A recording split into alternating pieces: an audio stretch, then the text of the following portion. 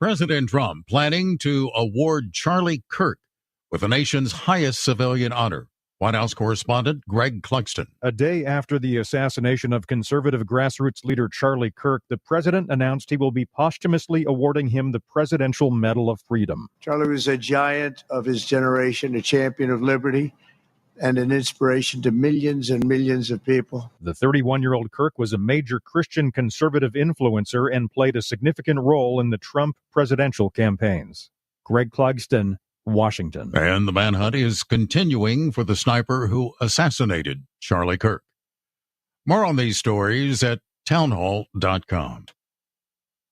Attention investors with a 401k, IRA, or retirement account. The dollar has lost over 25% of its value in the past 5 years, and it's only going to get worse. Are you prepared for what's about to happen next? We are Advantage Gold, the #1 customer-rated gold IRA company in America, and we are helping Americans prepare for the great de-dollarization by diversifying their portfolios with physical precious metals. We've partnered with former chief economist of the IMF, Kenneth Rogoff, to give away his latest book called Our Dollar, Your Problem, a must-read for investors. Call 800-741-GOLD, and we'll rush a free copy of Our Dollar, Your Problem to your doorstep and include our special gold IRA investing kit, valued at $49. The dollar is losing value fast. Call 800-741-GOLD now to get your free copy of Our Dollar, Your Problem and our free gold IRA investing kit. Supplies are limited. Consult your tax and financial professional before investing. Call 800-741-4653. That's 800-741-GOLD. A charter plane to carry South Korean workers who were detained in an immigration raid in Georgia will depart today to return home. The workers who were detained in an immigration raid in Georgia will depart Thursday at noon to return home. South Korea's foreign ministry made the announcement but gave no further details. A total of 475 workers, more than 300 of them South Koreans, were rounded up in the September 4th raid at the battery factory under construction at Hyundai's sprawling auto plant. Airport officials in Atlanta said earlier that the return flight planned for Wednesday had been cancelled. I'm Karen Shamas. South Korea's spy agency says the young daughter of North Korean leader Kim Jong-un was assessed to have solidified what it calls her status as her father's likely heir, as she accompanied her father on a recent China trip. The girl, believed to be named Kim Ju-a, is around 12 or 13 years old. Breaking news at townhall.com. Federal prosecutors in the nation's capital will no longer bring felony charges against people for possessing rifles or shotguns in the District of Columbia. That's according to a new policy adopted by the leader of the nation's largest U.S. Attorney's Office. Correspondent Bernie Bennett with the update in this report. That office will continue to pursue charges when someone is accused of using a shotgun or rifle in a violent crime or has a criminal record that makes it illegal to have a firearm. Local authorities in Washington can prosecute people for illegally possessing unregistered rifles and shotguns. U.S. Attorney Jeanine Pirro said in a statement that the change is based on guidance from the Justice Department and the Office of Solicitor General and conforms with 2 Supreme Court decisions on gun rights. The new policy also covers large-capacity magazines, but does not apply to handguns. Bernie Bennett, Washington. More on these stories at townhall.com. I'm John Scott. The following is an America Matters media production. The views expressed do not necessarily represent those of the station or its advertisers, although we think they should. But that's the opinion of America Matters Media.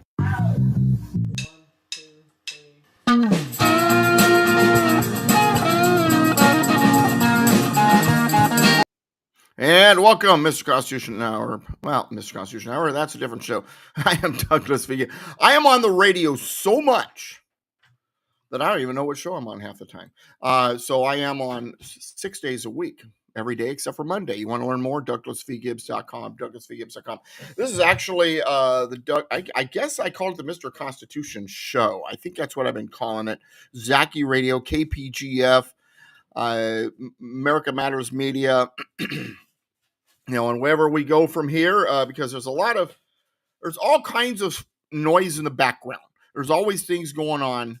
But at the moment, you can catch me here, ZakiRadio.com, on Wednesdays and Thursdays at 11 a.m. Pacific. You can catch me on Friday nights, 2 Pacific, 5 Eastern, and 5 Pacific on Sunday nights on Patriots Soapbox. Look it up, Patriots Soapbox.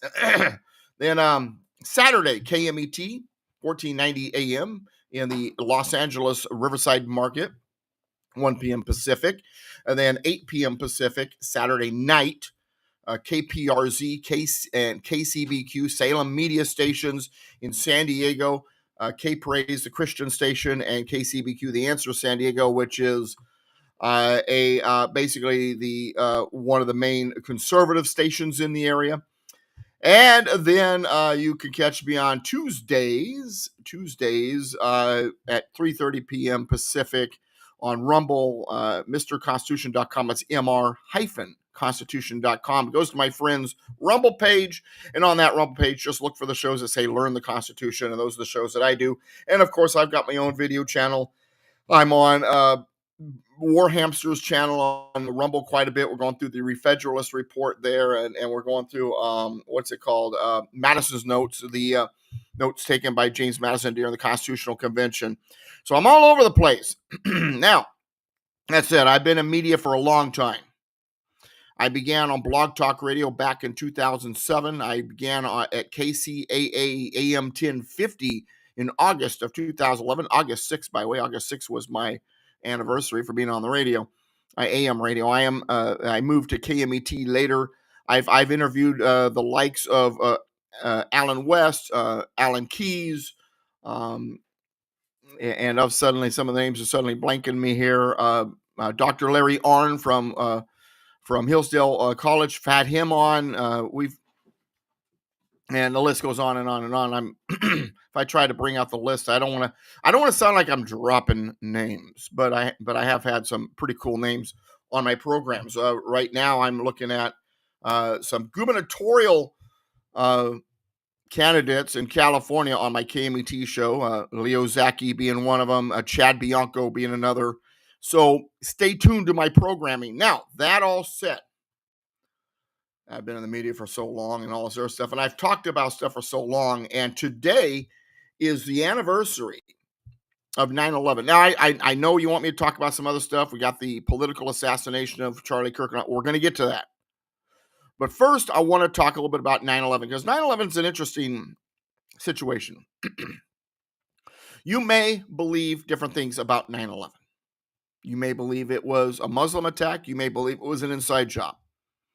I'm one that doesn't go to the extremes.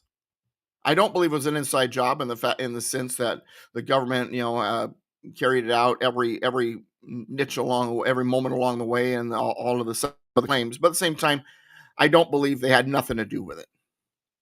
The Muslim community was dancing in the streets when it happened. So you can say it was all Muslim, not Muslim, a little bit of both. No matter what you think about that part of it, the fact is, they were very happy it happened, and that was happened in the name of Islam.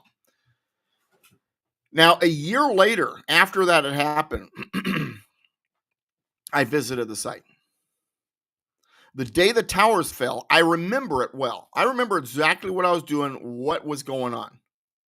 I first saw the image of New York City's Twin Towers at the World Trade Center being hit by airplanes as I walked in from a long day at work. At the time, I lived in Southern California.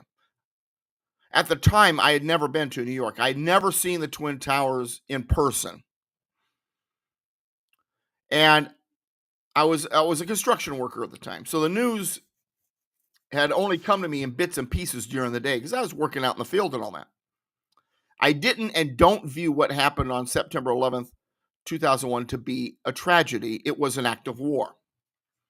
I agree with the idea of going after the perpetrators. I don't agree with going into Iraq, putting troops on the ground, and trying to change the regime over this. I believe that if we believe there were perpetrators, hunt them down, take care of them. If there were governments that were funding this, hit them militarily with strikes and then leave. Sort of like what Trump did with Iran's nuclear capabilities. Now, I said a moment ago that it wasn't a tragedy. A tragedy is an event causing great suffering, destruction, distress, such as a serious accident, crime, or natural catastrophe. The flight of planes hijacked by terrorists flown into the two towers and the Pentagon was not a serious accident or crime or a natural catastrophe. These planes were flown into those American targets for the full and purposeful intent to kill as many people as possible. The hand that helped, same thing. And to create an atmosphere of fear in the United States. And we're going to talk about this later with Charlie Kirk and with the Ukrainian girl got murdered. It's all about creating an environment of fear, an atmosphere of fear, to get you to stop doing what you would normally do. The problem is, did the Islamic extremists flying those planes have help? Was that help by contingent of Americans in our own government? There are people who say, yes. I'm not going to get into that. I'm going to get into the basic surface. I'm going to get into when I visited Ground Zero 13 months after that act of war and what I felt the day it happened. And we'll talk about that after this break. We're talking to Victor from Precision Diamonds. Victor, I don't know anything about jewelry at all. I don't know anything about diamonds. I need to get something for my lady. Well, you know what, Jim? Come on in. We are your local jeweler, and we want to be your personal shopper. For 27 years, we know that we are doing business directly with the right manufacturers. We have negotiated great prices. They have the right trend, the right designs, quality, from earrings to pendants to you name it, we've got it. That means you're going to help me from beginning to end. My family, we've been working for this for a long time. I don't know how to change oil or anything, but I know diamonds. I know jewelry. So if you want to come in, you don't have to worry about anything. We'll find the exact gift that you're looking for that's going to make you look like $1 million, that you really took the time and effort to choose something, not just say, I'll take this. You know, your lady will know that you took the time and found a beautiful gift for her. Thank you, Victor. Precision Diamonds, your local jeweler across from the convention center. In times of market volatility, it can be a good reminder to revisit your financial strategies to make sure they align with your goals. Call 775-674-2222 or visit nvretirementplanners.com. Advisory services are offered through Nevada Retirement Planners, an investment advisor in the state of Nevada. Any insurance products and services are offered through Nevada Senior Advisors. Nevada Retirement Planners are not affiliated with or endorsed by the Social Security Administration or any government agency. Nevada Retirement Planners does not provide legal or tax advice. Barbecue, the Butcher's Kitchen, would like to thank every customer for your loyalty and continued support through these challenging times. Call for takeout and delivery of rib tips, brisket, ahi, tuna, roasted veggies, and much more. Barbecue's open from 11 to 7, Monday through Saturday, and delivers hot food safe and healthy. Call 499-5855 for details. 499-5855 Barbecue, as featured on diners, drive-ins, and dives. Get real. Get into Barbecue Reno. Are you shy and don't want to talk on the air? Text us your questions or comments to 775-237-2266. Now back to the show. And welcome back, Mr. Constitution, Douglas V. Gibbs, here on KPGF and other stations that might carry this program, ZackeyRadio.com, America Matters Media, and all of those other affiliates, online, in radio, whatever. Welcome to the program. Now, there's been a lot of events this week, but I don't believe that 9/11 should be forgotten in the mix. So let's talk about a 9/11 first. The 9/11, today is 9/11/2025. 9/11/2001 was the horrific event in which the towers fell. United 93 was driven into the ground. The Pentagon was hit. Once again, I know there are those of you who have opinions about the details of that. I'm not going to get into that. I'm going to get into just my surface, what I experienced and what I remember, and why this is still very important for us to remember, because it ties into a bigger picture that we're going to talk about when it comes to Charlie Kirk and others. I visited Ground Zero 13 months after the act of war committed against the United States. And on that day, in October 2002, I bought a hat with an image of the Twin Towers on it and the words, "Never Forget," on the hat. A small painting with the firemen hoisting the American flag was on sale nearby. Love that image. It's on the wall right next to my Iwo Jima image. I bought that too. When I walked up the up to the green fencing surrounding the hole that used to be the World Trade Center's Twin Towers, I didn't know what to expect. I'd never seen the Twin Towers in person. This was my first trip to New York City. And I peered through a hole that had been torn in the green fabric on the construction fencing. And I looked down and I saw this huge hole in the ground with twisted subway tracks at the bottom.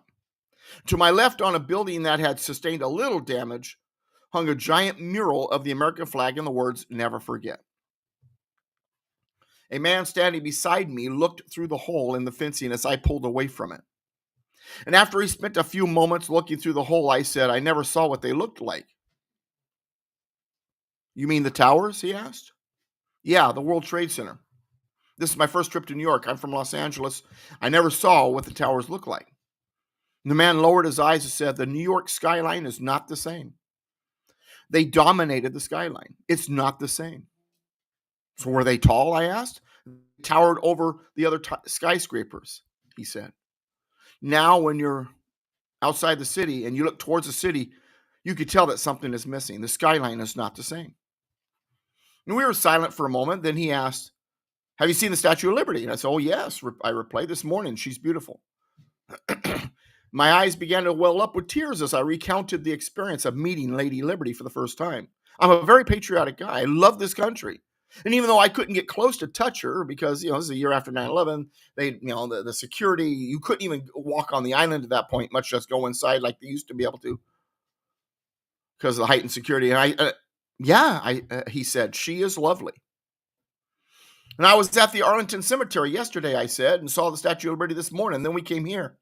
And the man turned to face me. His eyes and the cheeks below them were wet. "I worked in the towers," he said. "I was running late to work that morning. I watched the planes fly into the towers from my car. I was supposed to be in them that morning. The towers, I mean. I haven't been back since. Today is my first visit to the hole that once was the Twin Towers since it happened. I lost a lot of friends that day," he continued. "People were running in all directions. We didn't know what to think. We just knew that what was happening was horrible. When the second plane flew into the tower, I knew it was no accident. They meant to do this. They meant to kill thousands of people. It only took a couple hours for the towers to fall. I was far enough away so I wasn't in danger, but the white cloud after they fell was horrendous. The smoke and dust covered the entire city. It seemed like there was no escape. The people, all of those people in the towers, all those people in the streets near the towers, they were dead. All of them. They were dead." I didn't know what to say. But as I looked around, I noticed that we were no longer alone. A group of about 20 people had surrounded us, listening to the man tell me about the day the towers fell. Some of them were probably locals, but most of them were probably tourists. Nonetheless, they were all crying. They were crying with him, feeling his grief, feeling his pain. Reaching over, I placed my hand on the man's shoulder, and he suddenly, to my surprise, reached over and pulled me into a hug. And he wept on my shoulder like a child, releasing the anger and pain of a year's worth. Nobody walked away. Everyone remained around us, each with their head bowed, mourning with him, praying for all of us. And we stood near the green fence around that hole that used to be the World Trade Center Twin Towers for quite a while in a tearful embrace. And at that moment, I was no longer a Californian and he was no longer a New Yorker. We were Americans. We were Americans grieving for our fallen.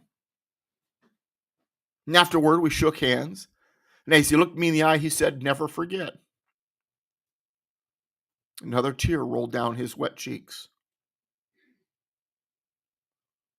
And I nodded, but said nothing as our hands separated and the man walked away. I've never seen him again since. Never talked to him, didn't stay in touch. That was the entire time together. And the crowd slowly dispersed. My wife walked up to me after walking from around the corner because she'd been shopping and looking at stuff. Did I miss something? Yeah, I said. But I couldn't describe it properly if I tried. What I just gave you is the best I can do. And it was at that moment that 9/11 truly became alive to me. The disconnect I had before, being a West Coast Southern Californian, was gone. The image of the hole below became etched in my memory. The tears of the people around me as the man that had lost his skyline wept remains with me still.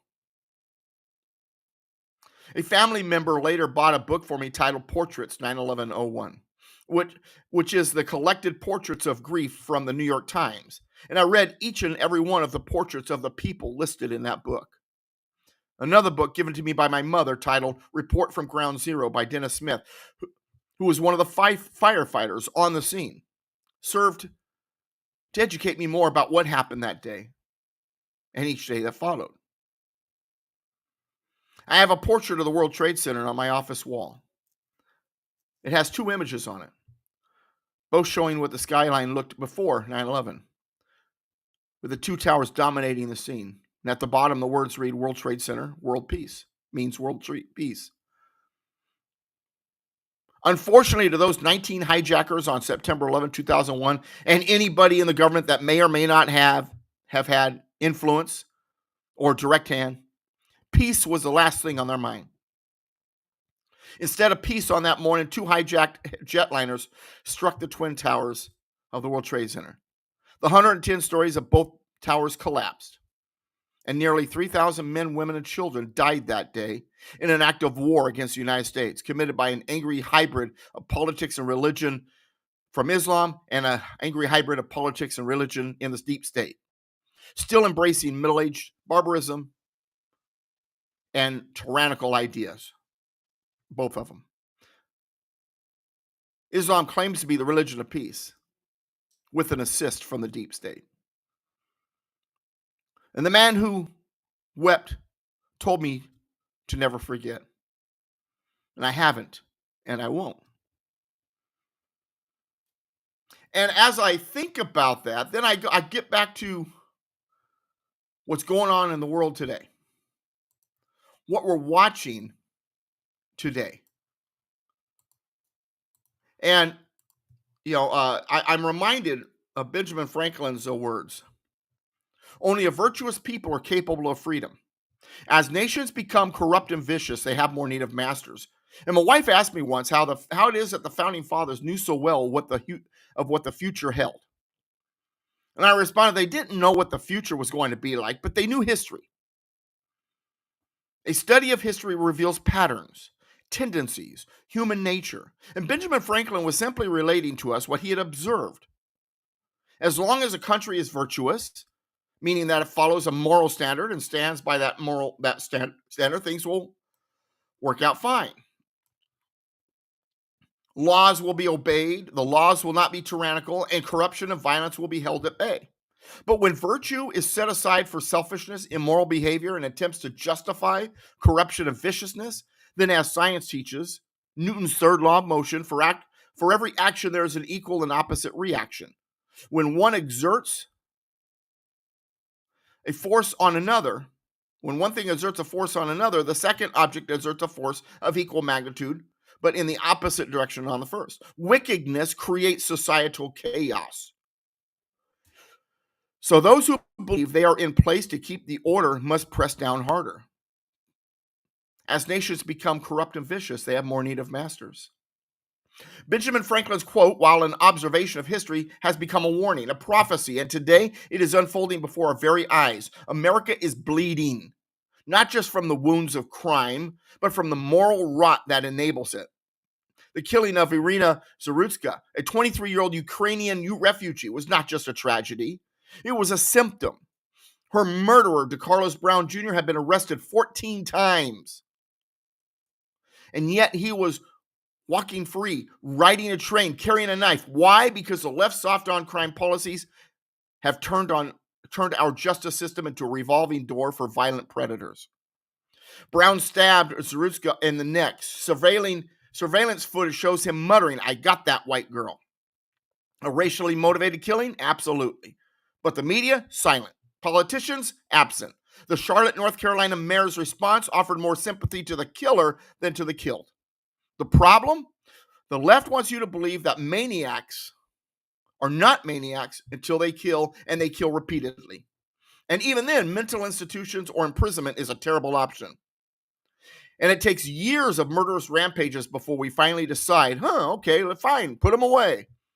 And even then, even with a long history of criminal behavior and murderous crimes, the left refuses to admit that the death penalty is the only way to remove that threat from society and create a deterrence for others who may be considering the same.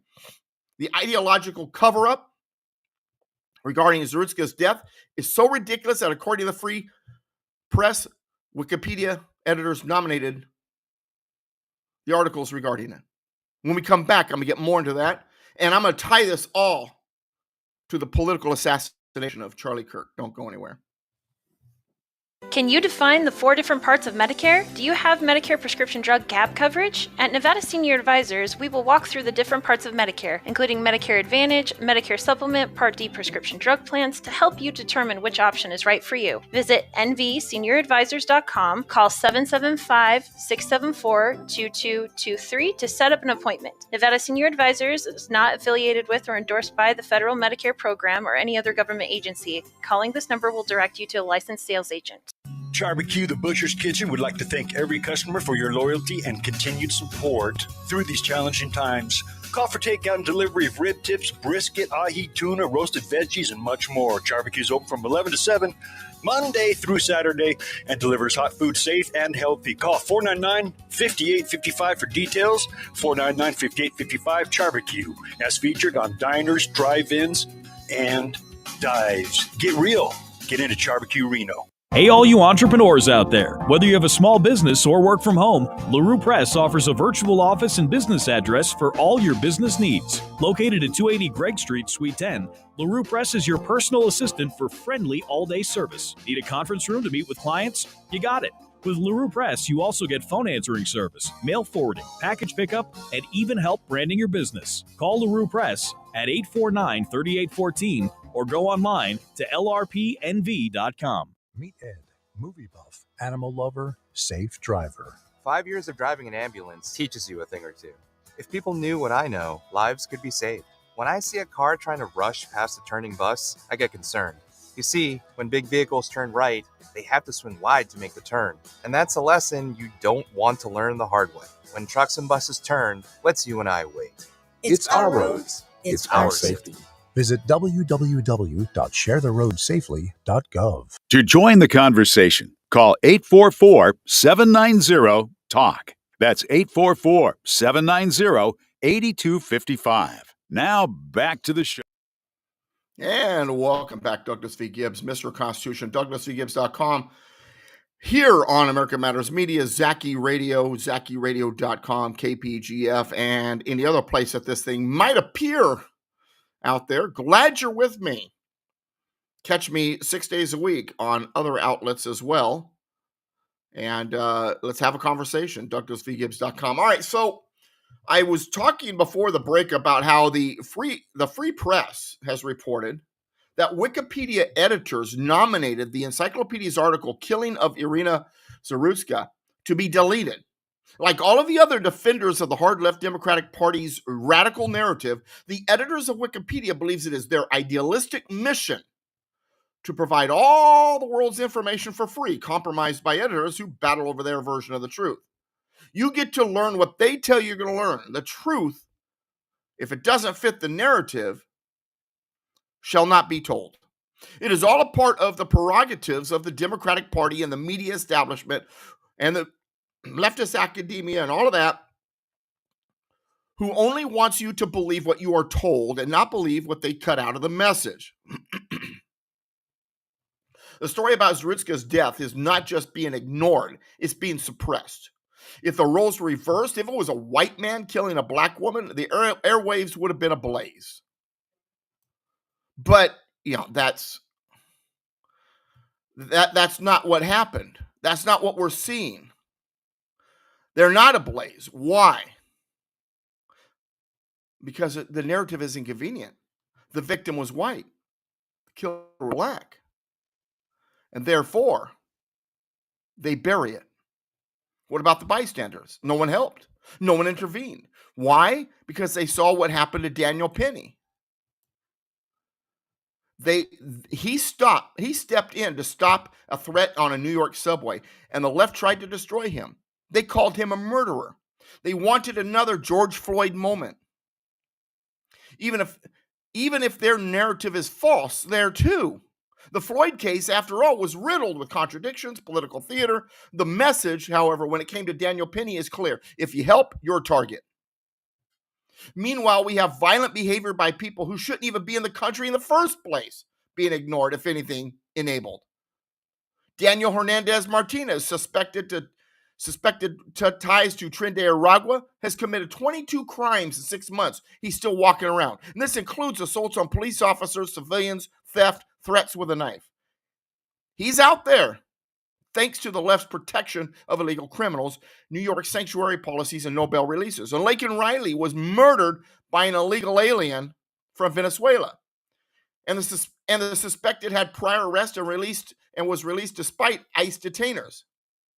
Then you have the attack on New York PD officers. 2 NYPD officers in Times Square attacked by a mixture of illegals and immigrants.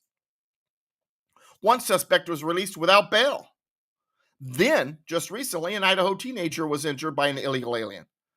How many more murders, assaults, rapes must we endure before the left admits their open border policies and soft on crime policies are disasters?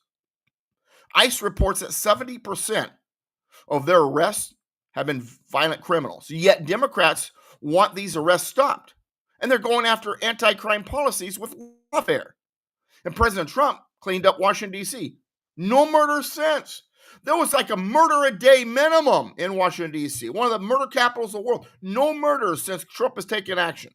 But the left calls him an authoritarian and is threatening action if he tries to clean up other cities. Do they prefer blood in the streets? Do they want chaos? Then let's talk mass shootings. The last 7 have been committed by transgender individuals. That's not a coincidence. That's a pattern. And yet the media spins, deflects, and denies. They say it's not statistically significant. But when the ideology aligns with their agenda, well, they amplify it.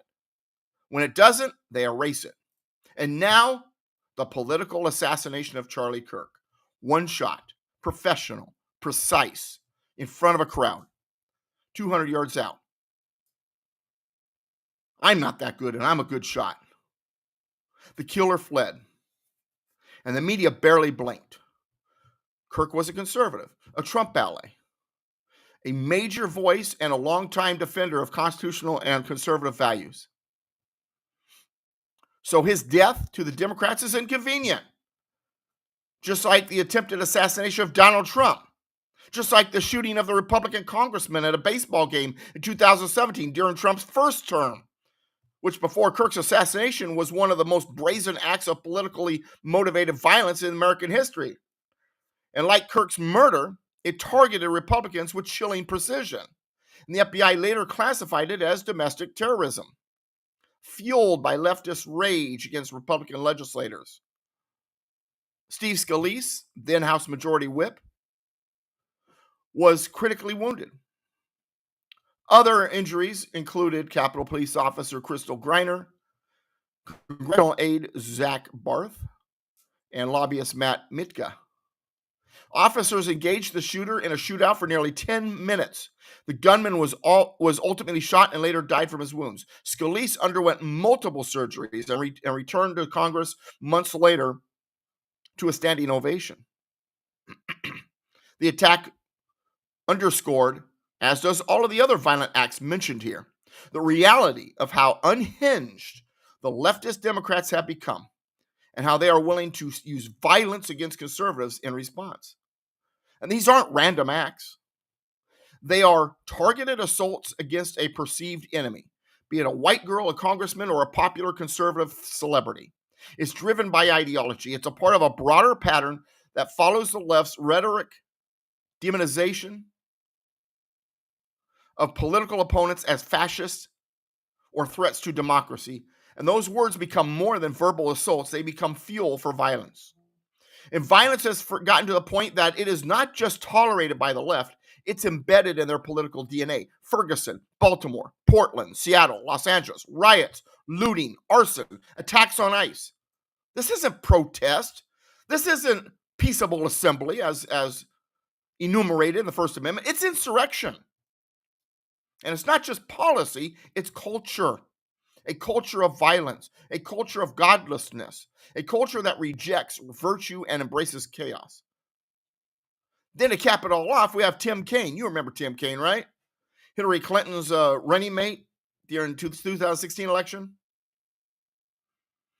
And he's out there arguing against natural rights, comparing them to Iran's theocracy.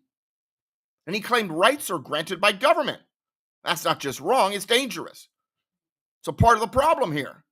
Thomas Jefferson wrote in the Declaration of Independence, the laws of nature and of nature's God. He wrote that our rights come from the Creator, from nature's God. That means they existed before government. They are ours, God's gift to us, our possessions.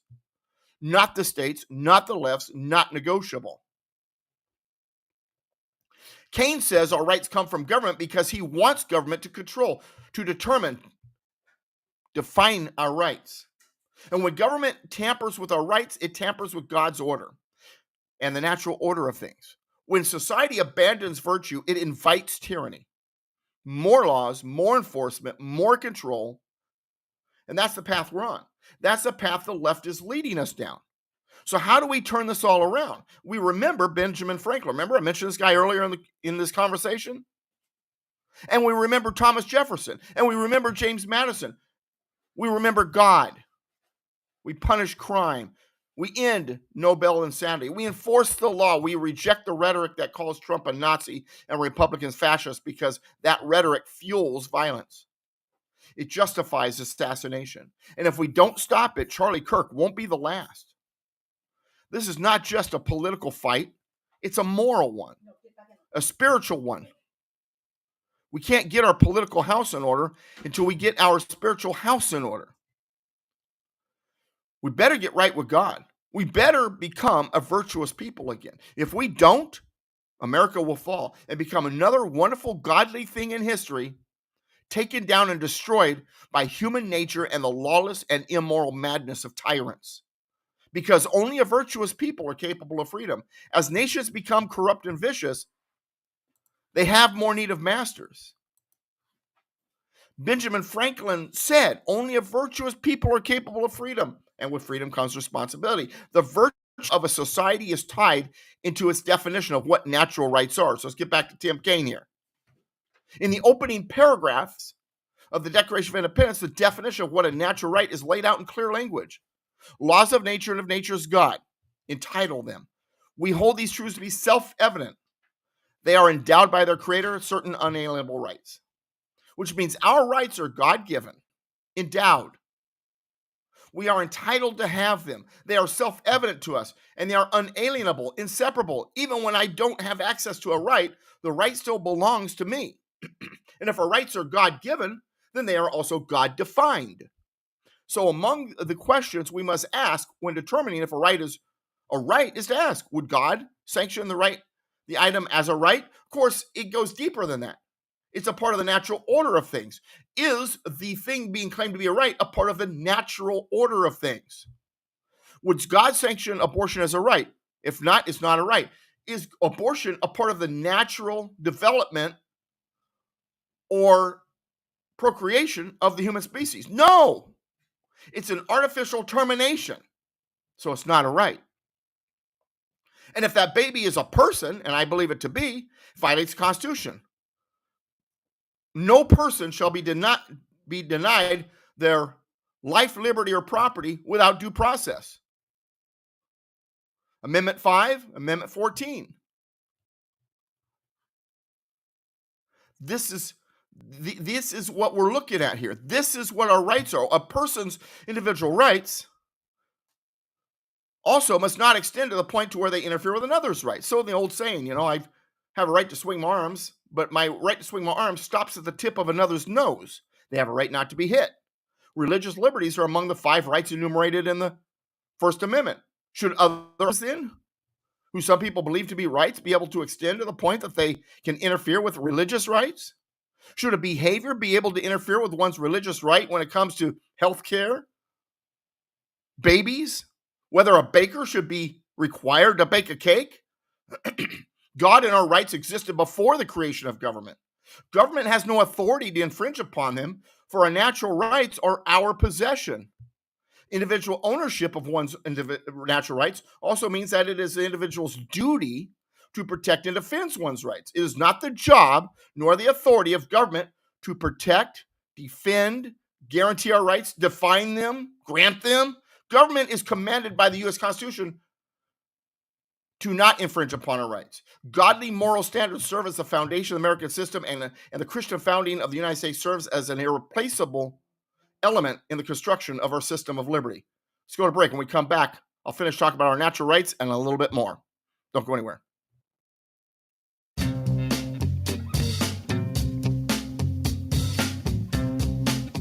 Hi, this is Eddie Floyd. Let me tell you about my favorite non-profit public charity, Wainema Wild Horse Sanctuary, located on the Forsyth Ranch in Hallelujah Junction area.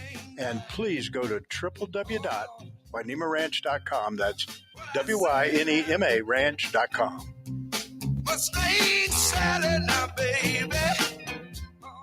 We are Lions. We bring hope where it's needed.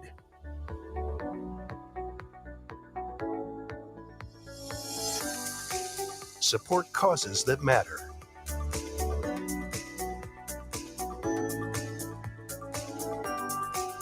Change lives. Change communities. Change the world. Visit lionsclubs.org to learn more. The Delta and Bonanza Saloons in Virginia City are simply elegant. Imagine ascending the grand staircase and being surrounded by the Victorian elegance and grandeur of the historic banquet rooms. Original crystal chandeliers, mahogany bars, and oak dance floors highlight the eloquently appointed spaces. A truly romantic and unique setting for your wedding, banquets, or holiday parties. Detailed ceremony and menu planning ensures your special event is a memorable occasion. With just one call to Jesse at 775-847-0789, all of your arrangements will be handled by their experienced staff with your every expectation in mind, including cakes, flowers, photography, videography, music, and party amenities. Complete ceremony and reception packages are available, as well as their famous themed weddings. Since 1865, the Delta and Bonanza Saloons guests have come from every state in the union. Now it's your turn. No event is too large or too small. Let the Delta and Bonanza Saloons plan your next incredible event. Call Jesse at 775-847-0789. Want to expand your advertising dollar? Sponsor this or any America Matters program by calling 775-827-8900, extension 2. Now back to the show. And during that one commercial, playing Mustang Sally, I'll get to kind of grooving to it. That song has been remade so many times. So the original was an R&B song. I can't remember the name of the singer. The original version is great. I love that song. But anyway, yeah. Whenever they play that commercial, I'm just kind of grooving to it. But anyway, before the break, I am Douglas V. Gibbs, Mr. Constitution. For those of you who just joined the show, DouglasVGibbs.com, DouglasVGibbs.com. I'm on somewhere every day of the week, except for Mondays, and on Saturdays twice. Or podcast, Mr. Constitution Hour by Douglas V. Gibbs, Mr. Constitution Hour by Douglas V. Gibbs. And I was talking about God's moral standards and how they serve as a foundation of the American system. I was talking about our natural rights. The Christian foundation of our country has proven to be the most appropriate moral standard. And according to the founding fathers, we have the law of morality written on our hearts. The Bible says the same. John Locke often discussed this. He called it natural law. Locke's writings about natural law carry universal validity, both through space and time, and were a large influence on the founding fathers when they constructed the American system. And the influence on him were the Saxons. And the Saxons, they believe that our rights are divinely dispensated, natural rights. But now Tim Kaine, who's who said what he said about natural rights and government dictates the rights because he's trying to speak out against a possible Christian theocracy and this natural rights, this thing about God-given rights. Well, that's a Christian thing and it must be pushed back against because it must be something like Islam. The Saxons who came up with the idea weren't Christians. They were pagans. I don't know what God they believed in, but they did believe their rights were naturally given to them, divinely dispensated. That's where we got the idea. Now, biblically, it is supported. But ultimately, this is an idea that was designed to keep government from being tyrannical and stomping on our rights.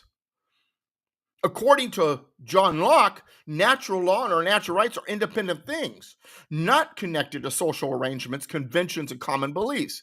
Our basic morals and rights are natural as opposed to artificial, meaning they are not brought about by humanity or law. No person or group of persons can abolish or amend them. Our natural rights are God-given. They're given to us naturally.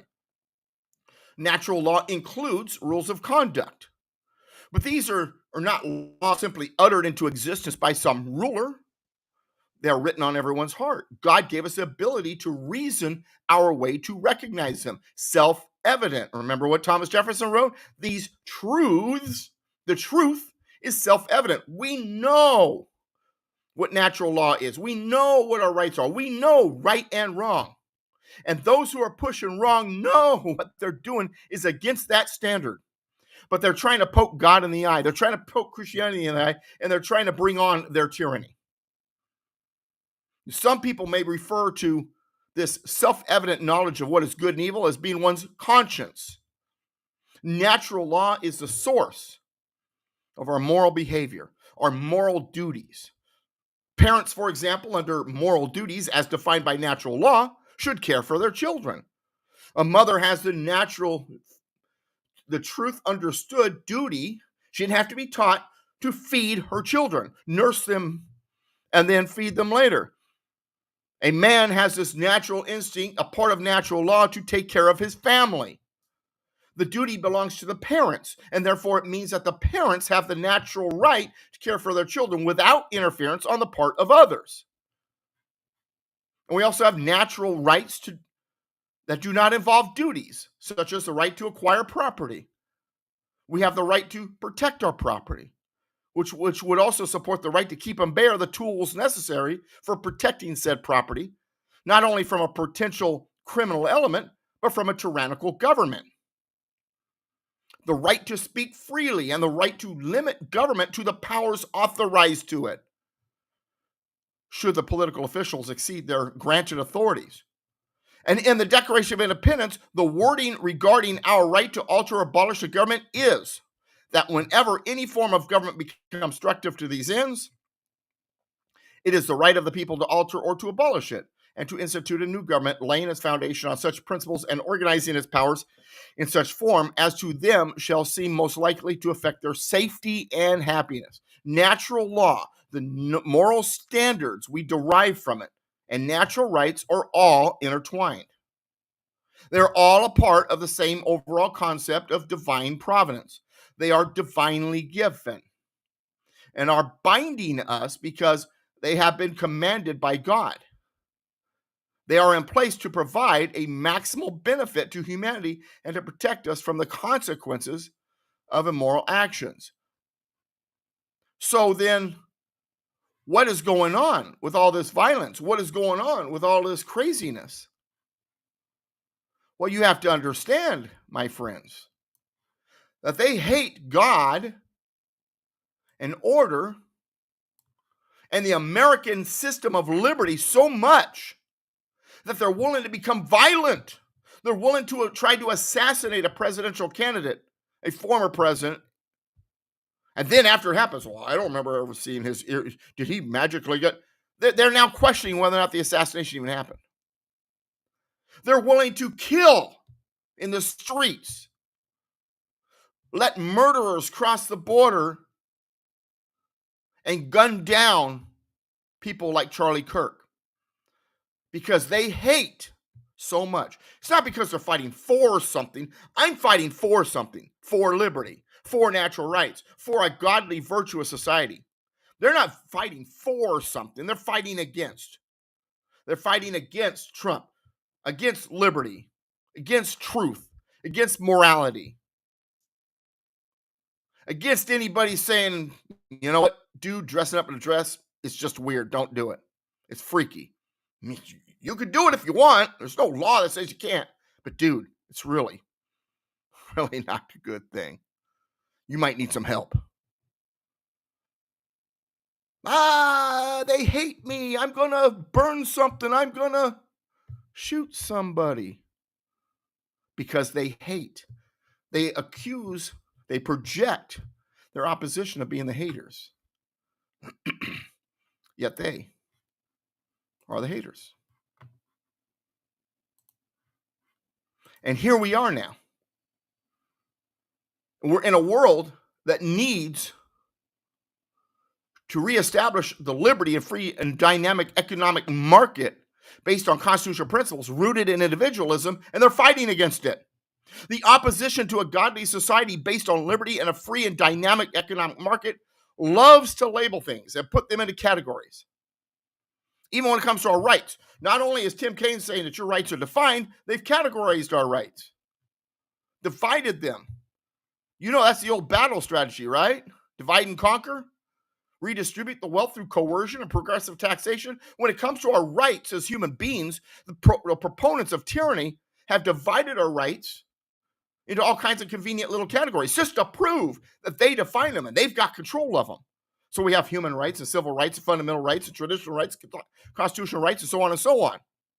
In truth, from a godly and constitutional point of view, we only have one kind of rights, natural rights. They're all rights.